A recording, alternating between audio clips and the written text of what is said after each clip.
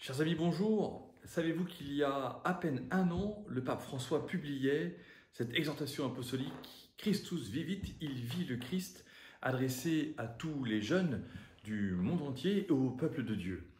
Ce texte me semble particulièrement prophétique dans le temps que nous sommes en train de vivre. Le pape a été choisi par Dieu, élu par les cardinaux pour être l'homme du temps donné dans lequel il était engagé.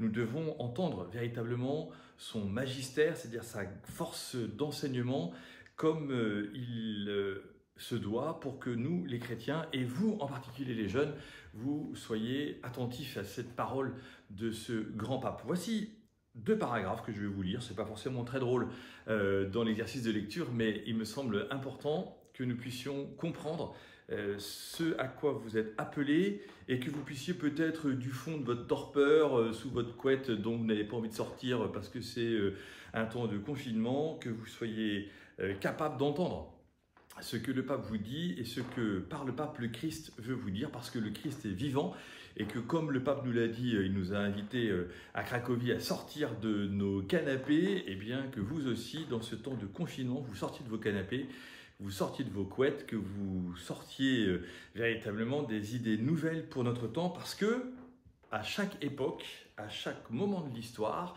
eh bien des jeunes comme vous se sont levés au nom du Christ pour donner à notre monde une espérance nouvelle. Voici ce que dit le pape le 25 mars 2019, il y a maintenant juste un an. Des jeunes qui sont saints, c'est au numéro 49.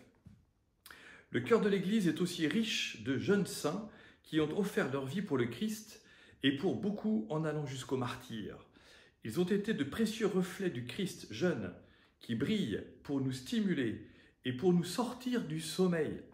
Le synode a souligné que beaucoup de jeunes saints ont fait resplendir les traits de l'âge juvénile dans toute leur beauté et ont été à leur époque de véritables prophètes du changement. Leurs exemples nous montrent de quoi sont capables les jeunes quand ils s'ouvrent à la rencontre avec le Christ. Numéro 50. À travers la sainteté des jeunes, l'Église peut relancer son ardeur spirituelle et sa vigueur apostolique.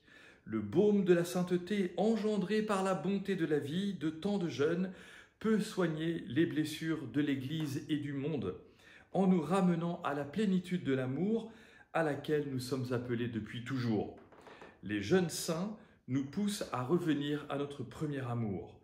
Il y a des saints qui n'ont pas connu l'âge adulte et qui nous ont laissé le témoignage d'une autre manière de vivre la jeunesse.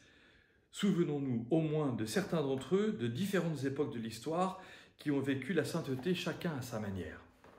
Et après, dans les quelques numéros qui suivent, le pape François nous donne l'exemple de 12 jeunes, garçons et filles, qui ont donné leur vie pour le Christ. Je me propose, pendant les 12 jours qui vont venir, de vous présenter chaque jour une de ces 12 figures qui seront comme les 12 apôtres pour notre temps, comme les 12 prophètes pour notre temps, et que vous puissiez ainsi recevoir véritablement un enseignement qui nous fera du bien à tous, parce que en l'entendant de la part du Seigneur, eh bien, vous renouvelerez notre Église et notre monde.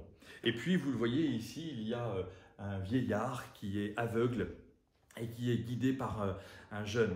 Cette petite statuette m'a été donnée par des amis du Mali il y a maintenant près de 30 ans, et je suis heureux qu'elle puisse servir comme repère, parce que vous les jeunes, vous n'êtes pas aveugles sur la situation de notre monde, mais nous peut-être dans notre âge adulte, nous avons décidé de nous confiner dans un véritable confort, tranquille, pépère, où finalement nous faisions un petit peu d'assistance aux autres, mais pas tellement, en tout cas pas au point de nous convertir.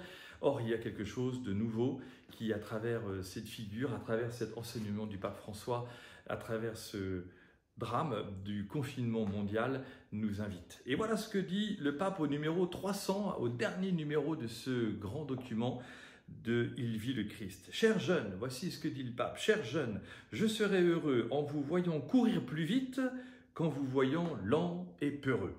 Courez, attirés par ce visage tant aimé que nous adorons dans la Sainte Eucharistie et que nous reconnaissons dans la chair de notre frère qui souffre. Que l'Esprit Saint vous pousse dans cette course en avant. L'Église a besoin de votre élan, de vos intuitions, de votre foi. Nous en avons besoin. Et quand vous arriverez là où nous ne sommes pas encore arrivés, ayez la patience de nous attendre. Remercions le pape François pour ce trait d'humour juste au dernier moment, aux dernières phrases de son instruction, de cette exhortation pour chacun d'entre nous. À vous les jeunes, réveillez-vous, sortez de vos divans, sortez de vos canapés, montrez-nous ce que vous voulez faire pour l'Église et pour notre monde.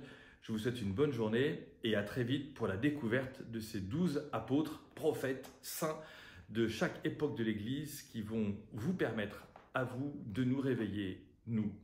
Dieu vous garde.